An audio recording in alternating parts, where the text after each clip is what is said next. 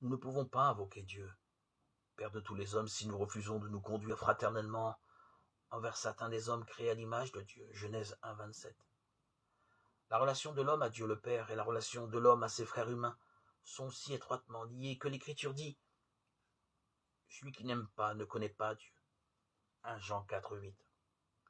Par là, il sapait le fondement de toute théorie ou de toute pratique qui introduit entre hommes et hommes, entre peuple et peuple, une discrimination en ce qui concerne la dignité humaine et les droits qui en découlent.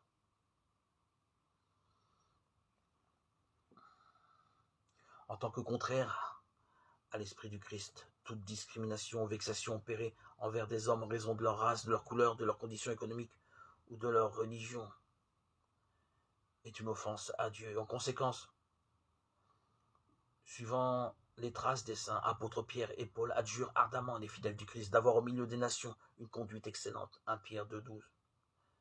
Et s'il est possible de vivre en paix avec tous les hommes autant qu'ils dépendent d'eux. Romains 12, 18. De manière à être vraiment les enfants du Père qui est dans les cieux. Matthieu 5, 45.